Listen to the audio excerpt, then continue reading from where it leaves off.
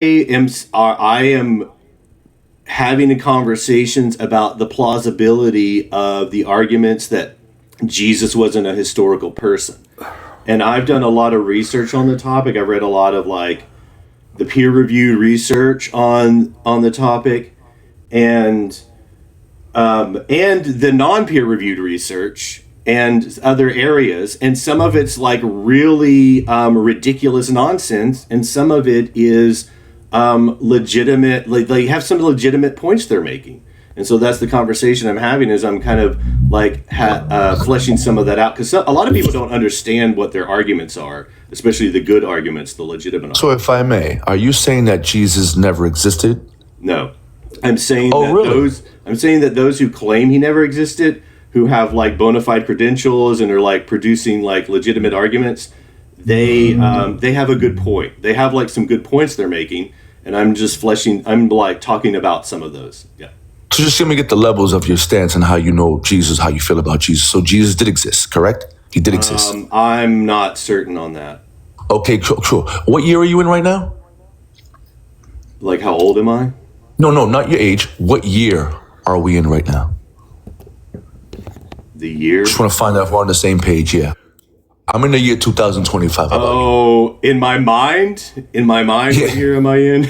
No. In the perception that we have in a day and age on Earth, like I'm in the year 2025. I'm in a Okay, different yeah, year. for sure. Yeah, it's that year. Perfect. How do we come up with this conclusion of the day and age? How?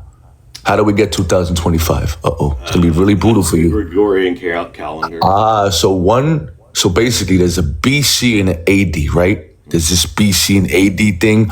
All right, they changed the BC from before Christ to BCE, but that really key important part about the AD, that Anno Domini, meaning in the year of our Lord. So what you're saying is the great minds of the day and age, actual scholars who interpret and deliver a timeline, or making a timeline based on a fictional person who never existed.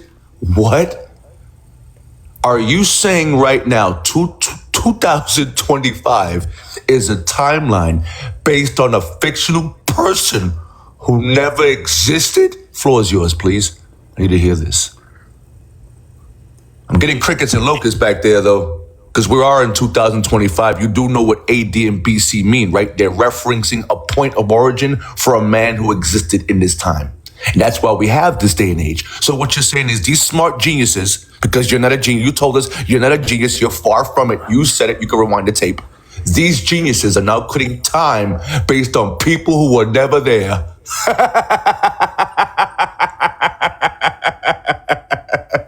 Thank you. Thank you for the joy. But please respond, I'll wait. Thank you for the joy. Thank you for the joy. I mean, this was just as easy. I have taken atheist professors. I've noticed not one atheist, not one, but I've noticed not one. Not one has refuted this. Not one can give me a rebuttal. Not one. Not one. You'll be the first. And I've been doing this for over 30-something years in seconds. Can you believe you could destroy an atheist in seconds with just AD and BC? It's incredible, right? Is it? And it just flies over the head like, wait a minute, what? Why did I never realize this before? Wait, what? We are in 2025, and it is based on a person who, because why would we be in 2025 if that person never... Okay, so here's what I mean. I guess you can just keep whining and complaining. First of all, yes, we're in the year 2025. And the fact that here's what blows my mind about that conversation. Here's what blows my mind about it. It's not that like obviously a calendar doesn't matter because it's one of the most ridiculous arguments for a Jesus ever. Okay, got another guest coming up in a minute. But on top of that, he's convinced that somehow, because we have a date based on something, it has to be real. That's what blows my mind. Like, just because we have a calendar based on something, that something must be a real person, or else our entire existence is a sham. Reality isn't real. I mean, I guess that's what's going through his mind. Like it has to be a real person just because the calendar's based on it. And we don't even have to get into the calendar thing. That alone is like a ridiculous conclusion to come to. So I got a question, right? Yeah. So you're claiming America has a Christian problem. Did you know that, right? Most immigration places, right, or people who are homeless, they're actually funded by the Catholic Church. And do you know that the majority of like hospitals, like St. Jude, all these hospitals that are like our huge tier brands, are brands, companies that are used for what's called blood. By the way, donation. if you're going to try to convince me that Christians do really good things, you're in the wrong place because I totally agree with you. I mean, then how are you saying that's a problem? I mean, if you could obviously say that you have the freedom of expression for what's it called, your religious views and your Second Amendment right to talk about it, but it's like when you say America in general has a Christianity problem, it kind of does, but the problem I think is atheists have a problem. Yeah. You guys claim, oh, we want to repopulate the earth, but then when you have a percentage who doesn't follow any of these things, it lowers the populations. You can see in Japan, you can see in America, the population. By the way, Bingo, you and I are probably on this agree. What I mean, based on what you're saying, we probably agree on a lot. So I just want to say this. I am not claiming that Christianity is the problem or Christians are. It's the people in it. I would tell you that. It's the people in it that are giving my people, Catholics, a terrible basically view. Like a couple days ago with the rapture stuff. They're spreading all these rumors and these things, knowing damn well if you read the Bible and you actually accepted the truth that we believe in, you wouldn't spread, oh, there's a rapture coming, freaking people out and stuff. So it's like, I think it's the Christians in America, including myself, who are not taking accountability. Then you want to use, what's it called? We're Catholics. Oh, we're the perfect. We're sinless people. Like, no, y'all are ruining reputations for Christianity. And this is why everybody's leaving our religion, because you guys can't behave like grown adults. Yeah. So regardless, a lot is the Christians who are being idiots in this country. You guys claim you're a Christian, then you go out and you go have smecks with your freaking neighbor. You do all these things. You're vaping, you're smoking, you're drinking, you're at the bars, and it's like, are you serious? Then you have the audacity to say, oh, we're Christians though. It's fine. We're gonna go judge somebody by their appearance. We're gonna judge somebody righteously. We're gonna do all these things. They do have a hypocrisy, right? But most of those people. Look, man. Now I can see some places where we can disagree. But here's the thing. I'm on board with a lot of what you're saying here. And I think we're on the same page here. It's probably not a lot of Catholics that are the problem here. And I'm not like pinpointing an actual. Yeah. I am pinpointing a particular type of Christian, evangelical Christians, but. The way I conceptualize that is largely based off of Francis Fitzgerald's book on the subject, and it's mainly white evangelical Christians. A lot of them are racist. I'll tell you that. So are the Lutherans. So are the other people. That's the main issue that's really what I'm getting at more than anything. So we probably agree on a lot of that. I can agree. I can agree on that. I mean, honestly, my whole thing is, a lot of people are saying, a lot of these Christians, what they do is they'll basically pick and choose what to hate on. Like the LGBTQ, we have a huge bad reputation for, Protestants have a huge reputation for saying, gay people are disgusting. No, the act of doing the gay stuff is a sin. You can't call somebody, you're gay, you're going to hell. No, that's not true at all. If you do these things, then we believe you go to hell.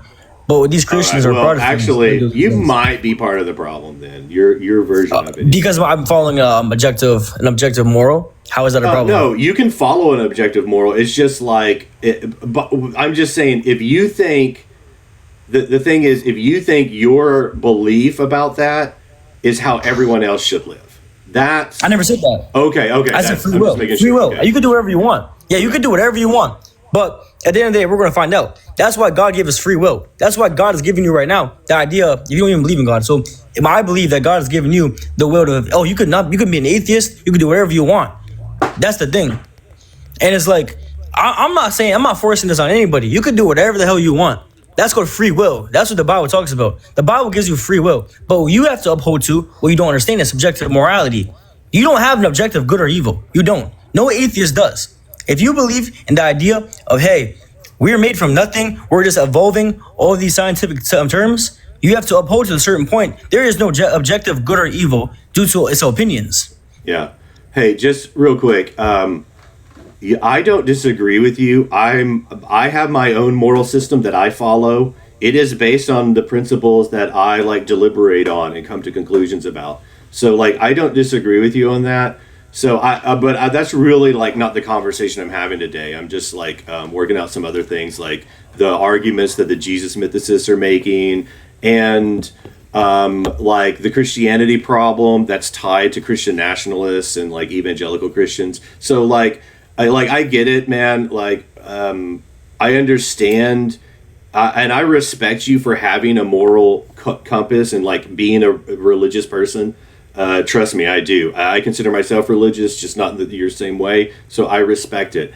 I'm just saying I'm living my life in my way, in my religion, and you're doing your thing. And it sounds like you are, you're doing pretty well. It sounds like you're doing all right with that. Yeah. It sounds like it's giving you. What is the mythicism plausible? What is that?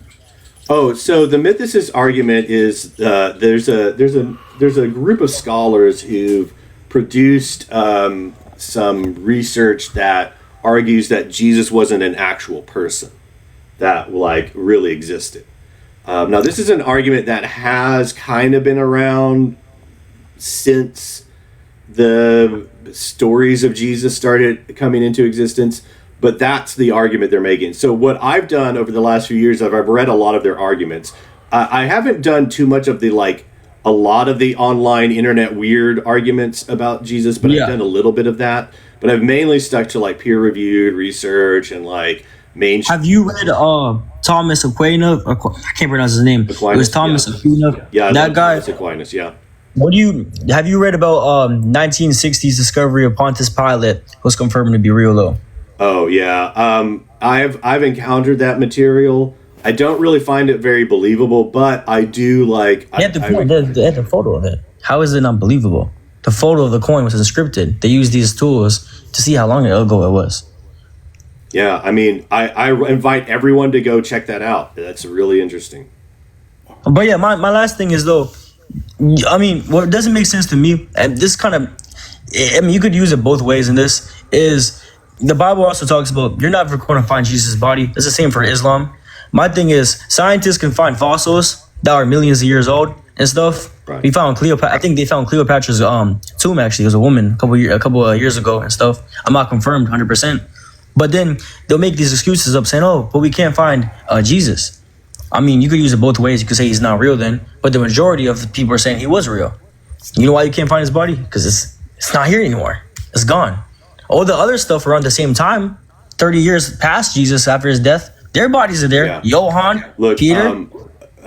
Bingo, I totally agree with you that these are the arguments that you would make if you believe Jesus is real. And I understand those arguments completely. And I don't say that you're wrong. I'm just saying the mythicists have a pretty good argument. And based on what I've been able to piece together from their argument, it makes sense to me. Now, but it goes against it does. writings. It goes against writings that are found of even not atheists. It was Jews who saw and wrote. Yeah, there's all kinds of things like that. And he was a wizard. They claim he was just a wizard. Yeah, and so what the mythicists have done is they have criticized all of that kind of material, and they've come to a conclusion that there's a legitimate way to understand the formation of Christianity and the Gospels and the New Testament without there ever having been an actual Jesus. But that's very, very I don't see how that could be truthful. When you have 39 books, you have 39 different argument authors. they make. You want to hear? Yeah, I want to hear the argument. Yes. Okay. So what they do is they look at what I've discovered in the research is that they've looked at the methodologies that historical Jesus scholars have been using. And what they did is they concluded that these tools that they were using were inadequate tools. Like these are like historians and all from different fields of study, not necessarily Bible studies. And what they discovered is that these aren't like very good methodologies they're using. They're not using the best tools in the available to us. There's a lot of things going on that like isn't adding up. And so then why would an atheist lie then? What's that? Why would it that? I mean, I could just debunk it right now. Why would an atheist confirm Jesus was a real person then? A lot of that atheists disputes have done a lot of work. Confirmed. I mean, then wouldn't that disprove their whole entire thing? If you're an atheist, you don't even. Most atheists don't even want to accept Jesus as God. The scholars and historians are kind of non-biased. They'll choose them. Wouldn't that override the fact of, hey, yeah, I don't need to believe in Jesus as God. I'm not religious then.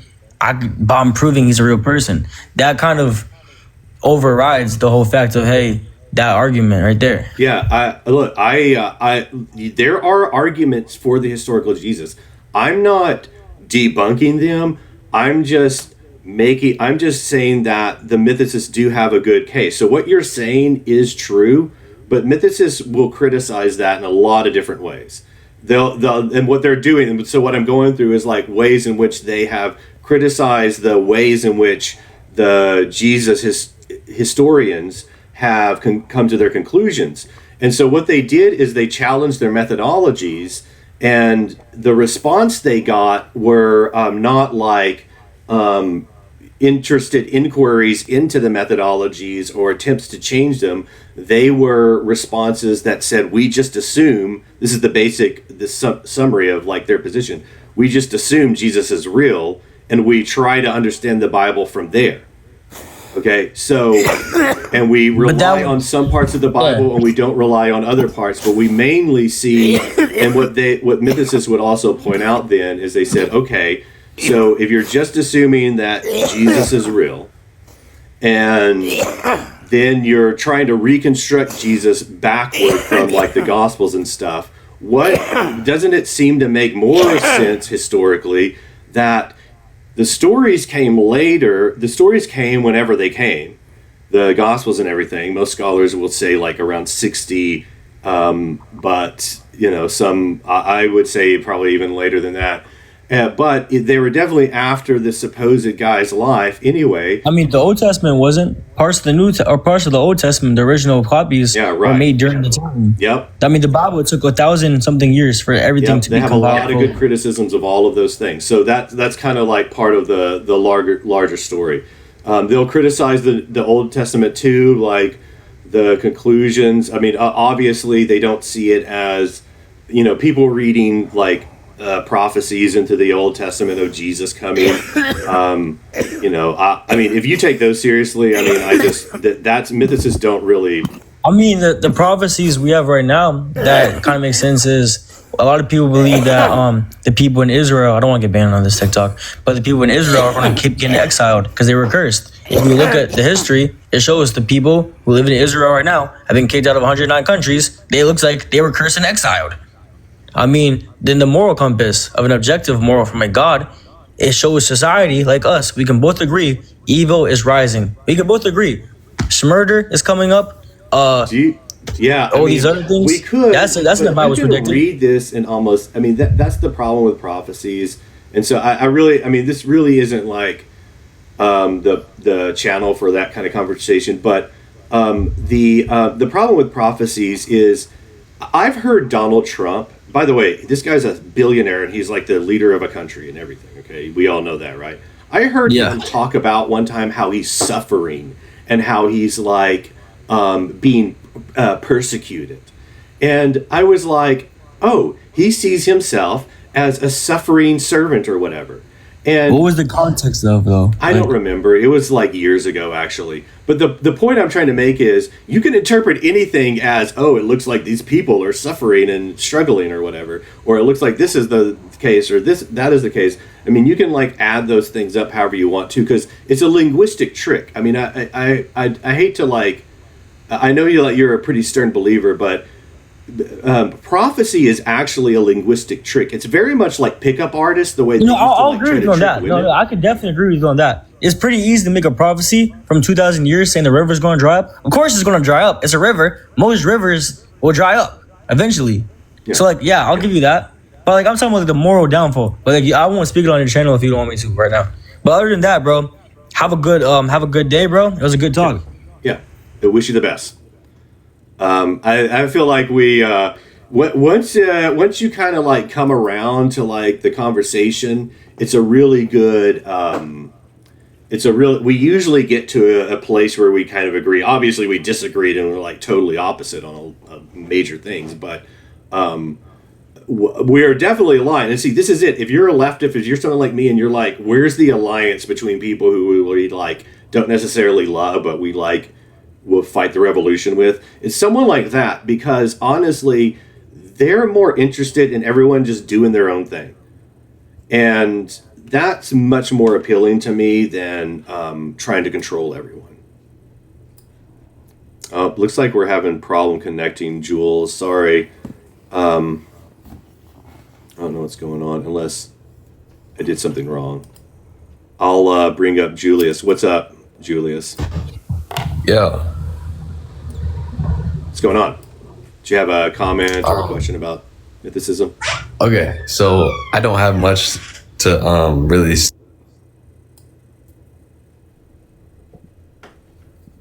Uh-oh.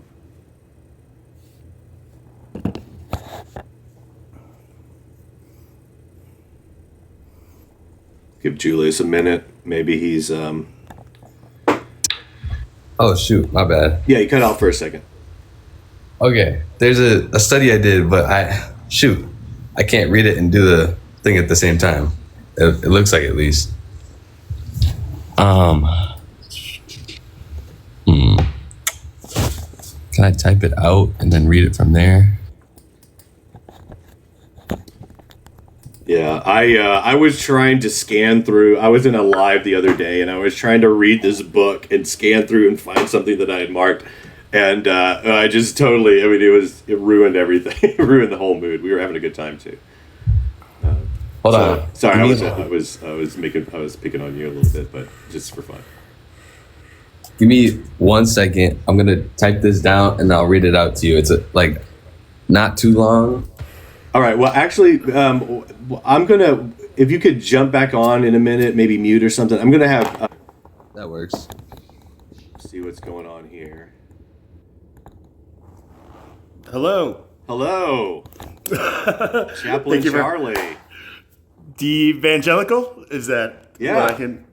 Good to thank you for having me up here. I've just been for kind of sure. listening for like 20 minutes, and I've been enjoying this for a good morning. So thank you. Great. I'm glad you did. Do you mind if I ask? Now that I heard your explanation of the Jesus mythicism is plausible, can I ask you just about the actual like art behind you with like the. What is it, like BoJack Horseman with the... I'm so glad you know BoJack Horseman. So actually, this isn't BoJack Horseman, but it's a... I hope this was an inspiration for that in some way. This is actually from an ancient inscription that was discovered in the Palatine Hill in Rome, and there was an. Can you stop there? Palatine. What was that? Palatine Hill in Rome. Heel. So, what is the Palatine Hill? It's really cool. There's this. So ancient Rome, the Roman Empire, and all that stuff.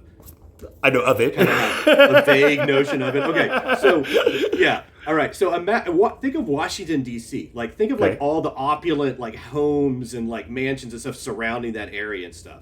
So Rome was like that, and there was this one area that was super rich and like famous, and it was like this. They call it the Palatine Hill, is the way like historians refer to it, and on that hill, they discovered in like this kind of like servant barracks or maybe like a soldier barracks. We're not really sure what it was. An inscription it had this image of this like donkey-headed or horse-headed like guy on a cross, right? Like in this crucifixion figure, right? Only with like the head of a donkey or a horse or something like that. Okay. Exactly. Yes. And so, along with that, there's more to it. It has like an inscription, a writing, and it says Alexamenos worships his god. It's written in Greek. Alexamenos worships his god. Who is Alexamenos? Okay, Alexamenos is there. There's this other part of the inscription. There's a little guy like bowing down to this like donkey head Jesus thing. Okay, to this one, or like off, to this one, right? Off this position, like walking around, like So there is like, so if you see like right, okay, let me get this right. Okay, if you see like right here, if you go down a little, there the guy was in the original is like right here, and he's like bowing down. He's like right underneath this like the horse's legs or whatever. Right. And anyway, so there's so is this kind of like a hieroglyphic type like pictograph with like words like put down as like Alexamenos? Yes, like this. Yeah, okay, it looks okay. like So that. interesting. In the heel me- of this barrack, and in the Palatine heel, found in like a soldier's barrack or something like that on a wall, like just randomly. I'm just making sure I'm tracking. Yeah, everything that's you're it. saying. Perfect. You got it 100%. Yeah. Okay, cool. And so I love this image because this is usually considered like the first ever. It was a graffiti that people would say. So it's sometimes The first referred to Banksy as- or something like that. Oh my god. Yeah, exactly. I mean, for real. I wish more people would make that connection. That's great. I'm telling you, hey, the earth without art is just you know. So I don't know if you're an artist, but that's kind of like a little mantra that artists have. But beautiful. So then you added like the flag, right? The coloring, like that's your. Oh yeah. Well, obviously, addition. they wouldn't have a Texas flag, you know.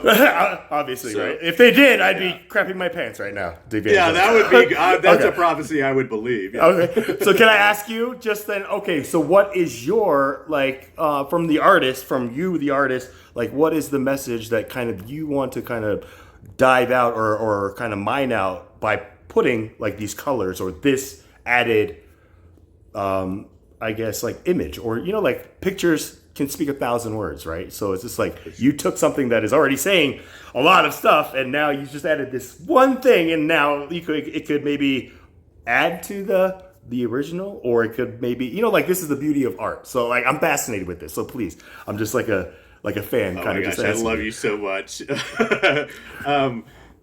So the really easy answer is Texas and Christianity is just really weird. Okay, so this is Texas, right? Like this is Yes. The first thing I was like, the is this like a no, this is like the Texas flag with the no, one it's not a star, Confederate. This the is Lone the Star actual State, Texas right? state flag, Okay. yeah. Okay. So that's my place. That's where I. So this is like a political statement. Is that correct? It's pretty political. Yeah, it's a lot of things, but it's. I mean, I heard you say like Trump, you know, like talking about just like how he's suffering, right? This is like, when I hear that stuff, I'm just like, you know, like it's like that Mace song, you know, like more money, more problems. It's like billionaire problems are just like Diddy stuff where you're just we are now as like the candid world seeing what these people who are like the stars like in our sky, right? Who we look up to, and they're coming out just like, I'm suffering. This woman is accusing me of like, you know, like essaying her when she's not even my type. You know, like the argument where I'm just like, what? You know, so like when I hear, and this is just me, this is just my own comedic take, but when I hear like an American like convention where people are chanting at our president just like USA, I don't know if they're screaming like for our nation or making like a jab, and I'm just like, USA. You get what I'm saying? It's like I don't know. So I just don't know if Trump like gets it, but then like, you know, with Charlie Kirk and stuff like that, there's a lot of stuff here where our word here, you know, so when you say America has a Christianity problem, I believe that right now we are having like an identity crisis where we are all trying to claim like our own identity and the problems that like come with it when we haven't done the self like work that we all need to do, you know, like to become spiritual adults. I agree so much. I agree so much, and I would even say that is the root of whatever our Christianity problem is that America has. But do you think that really it's like Christianity was the predecessor, or do you think politics came before and then kind of used Christianity as like a veil, or you know, like the sheep like disguise or the wolf who can now put on sheep's clothing. You know, like with like the, you know, like the white supremacist groups like KKK, they really stand on like Bible stuff. And then you watch Django and you're just like, how can any Christian just like watch this and like see how these old, you know, like, and there are like ancestors, you know, as Americans, we have to accept that these are like our like I guess like in the biblical sense, like our family, right? Like I'm look at me, you know, like when people told me like my forefathers like enslaved all these, you know, I'm just like, my forefathers, you know, like, so it was something like I was kind of indoctrinated into by saying like my Pledge of Allegiance every day in school. I was born in '81. I don't know if you're kind of in that range, but you know, like our generation is a fleet, you know, like there's one of my favorite novels. The novel. Okay, see, this is where I always like was fascinated by the movies that I watched that I found out were actually books before. So then I like grew up just like believing like, hey, if it's a good enough book, they're gonna make it into a movie,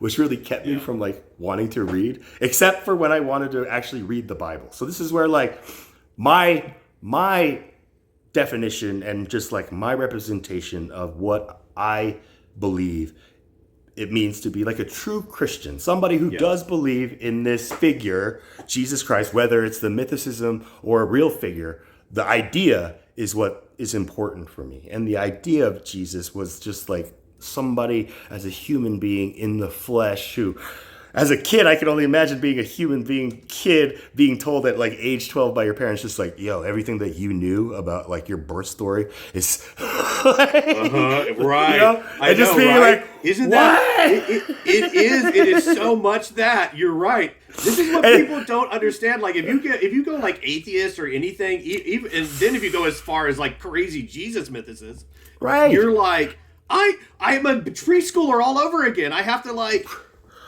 And then I don't know if you make like this connection where like today kids are dealing with what? Like transgenderism, right? Transgender ideology. Is that not what probably this like real Jesus child like probably went through? Not like in the sexual orientation way, but just like dealing with like his gender, which like today our modern like collective consciousness, there's like a classical and now what I call like a quantum like conscious state, you know, like I don't know if that rings any like bells with you, but classical is just like binary, just like ones and zeros, male, female. It's just, it can either be this or that. But then there's like the non-binaries that say no, there is like a two, or you know, like this thing, and they're just like what. So this is where I feel like God, like the creator, like the designer of this matrix and stuff like that. If I want to just kind of entertain it scientifically, you know, like. I just think of it as just like something is going on that is beyond mythicism, at least from my perspective. Mm-hmm. But I agree with you that this is a hard word to say, mythicism, different from mysticism, right? Because I keep thinking is like, did he misspell mysticism? But no, you're actually talking about by the way, mysticism. I get a lot of people who hop up here and they're like, oh, I love Marjorie Kemp or whatever. And I'm like, I'm not. No. Yeah, you're like not tracking. You know, like this is where I kind of like use this, and maybe this is something you do, but you kind of get a gauge of just like who is kind of like listening and who's like in the present moment, rather than just like kind of they call it itching ears. In the Bible, but it's essentially like the itching ears for eyes, where it's just like, I see you put racist. It's just like it doesn't say anything. Like it just says race is, you know. It's just like. You got to like really slow them down like a child and kind of talk to them just like, hey kid, you know, like BoJack Horseman. I watched a couple episodes where he's, you know, like there's just things where people today, Christians, like this whole Christian like problem that I will call that is like art, like platform or trumping on like the stance that they are like pro-life. And like, you know, like therefore they want to abolish like, you know, like Roe v. Wade and all this stuff. Yet, they believe that the Second Amendment right justifies like the same like unalivement or, you know, like what they call like, you know, like they just threw this whole thing like abortion is murder, you like and all this stuff. So if we're going to use apples and apples, it's like then isn't like somebody who uses the Second Amendment right as self-defense to unalive somebody for whatever reason, that is also, you know, like the same thing, right? And like this is where like I had like a video watching Charlie Kirk just like kind of waffle on that one. He hates waffles. He loves pancakes, but like he was just like, I don't know, when he really got broken down beyond like his normal like talking points, then like I really saw like Christianity nationalism being this problem, like this merge of this, where we're trying to make everybody the same thing with kind of like Islam or any religion that wants to make everybody one thing, like we're not meant to be like one mindless like beehive, right? Like batteries in the Matrix. That like would just suck, and that would suck so much that we all fear that. That's what suck. Fear what? That we are the batteries? We're all like robots or batteries or something. But that's the thing. There's so many that I see as a quantum. I think maybe you're as a quantum being too. You see these classical beings not recognizing that they are the ones who are in that fearful scenario. Like it's just like, they're just talking. Maybe this is a bad or good example. Please correct me. But they'll talk about just like, if we allow like communism or,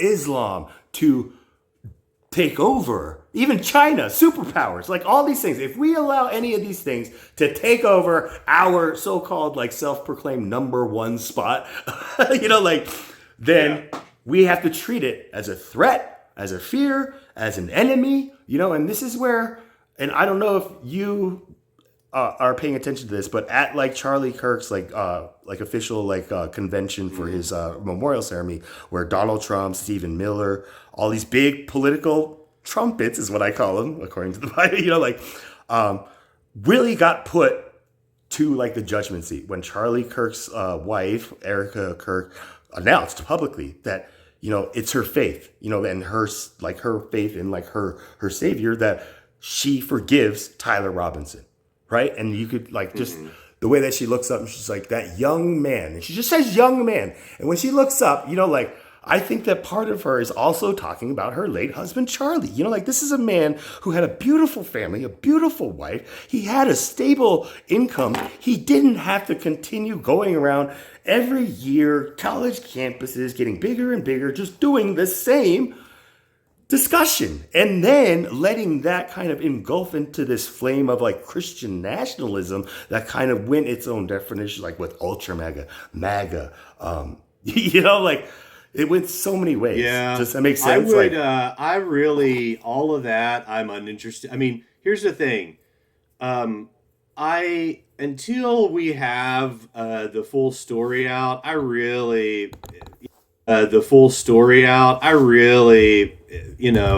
skeptical of all of that. Oh, too bad you left. Maybe wanted to do some quantum planing or something. I don't know. But Julius, did you ever write down what you said? Chaplain, if you can hang on I got a second. it down. Yeah, okay. What did you have for me? Okay, real quick. It goes, however, the religious content of some beliefs may also have distinct effects on the early adolescent brain and may be associated with lower cognitive flexibility, attention, and inhibitory control, and adversely impact the underlying functional circuitry. Okay. Does that make sense to you? Yeah, that does make sense to me. Not only does it make sense to me, I might have experienced that myself. I've experienced it myself too, and I've seen people who go through it, who have like these, I guess you could say, disabilities, and they like, I've seen the correlation like myself. It's kind of funny. It is funny, and until I was more aware of that reality, I wouldn't be able to have this conversation with you today. I would be like, what the fuck are you talking about? But more awareness, more conversations that existed, I was like, holy shit. And so then, I get the right person to like work that, to understand that with. And I'm like, oh, okay, yeah, for sure. And but this is so widespread. This is the problem. Like, you are out of the cave now, and you are like, the sun, you're back in the cave now, I guess I should say, and you're like, hey everyone, and they're like, get out of here, you heretic, you lunatic. So I got you. Man. It's really, I think it's really sad because like everyone's trying to, like, I have a friend who wants to, like, you know, push it on their kid, and that's the thing that does it to them. Like, they push it on their children and not let their children decide. Like, you can follow whoever you want to follow. You can be Christian, you can be religious, whatever, right? But if you push that on your kid and you try to make that your kid, then that is most likely going to happen to you, where you're going to have that cognitive disability. Yep, it's true, and this is what I try to tell people. Like, this guy came up here earlier. I don't know if you were around, but he was like, who taught you this and everything? And I'm like, no one. You know, he thought he was like so like genius. Yeah, Jen Underwood, 100%, love it. And thank you so much for your everything you're saying, because I'm on board there.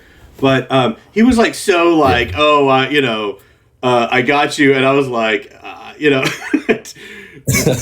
you know, those kind of. It is interesting to me that, it is interesting to me to like watch that now, but it is something I think we should be more open and talk about, because I think it's so widespread in our culture that we need to be much more like, we need to address it more. When people say there's a mental health issue in America, it is widespread in many ways that that people do not understand. It's not just our like addiction stuff, although that is a major problem. Yeah, it's like it's everything. It's everything, and I think religion is like a huge thing all over, and people are trying to spread it all over, and it's making it worse. And that I feel like that would be like the main argument in like the America has a Christianity problem. That Yep. By the way, if you really boil it down, that's probably it for sure. Like, and like redirecting our minds toward a different mindset about our religious realities, I think is so important. And wherever you go, if you have a good religion for you, but also we have to come to some kind of compromise on not what is the right religion, but that your religion definitely isn't right for everyone. So if you can accept that, which I don't think American Christians can, then we can live together. But I mean, I think that's really one of the reasons why I do this. So. Yeah, and I'm like agnostic, so I don't really believe in religion, I guess, because it's belief is basically what it is. Yep. So it. It truly is, and what I use, the way I usually put it when I like talk to people about it, like in more like formal contexts, is I usually say faith-based beliefs. That way, yeah. And I learned that trick from Peter Boghossian. He wrote a book called A Manual for Creating Atheists, and I don't like Peter Boghossian. He kind of sucks as a person, but his book was really good, and it was. It like he brings his atheist like anti-faith kind of perspective into more of his everyday conversations in life, and I really like doing that. So that's something I use from his. Okay. So if you ever get a chance, check that out. It's an interesting book. Gotcha. All right, I gotta head to class though. So okay. Oh, wow. Okay. Well, I just wanted to share that piece though. Yeah, wish you the best. All right, thank you. What a cool guy! Yeah, we were right on board there.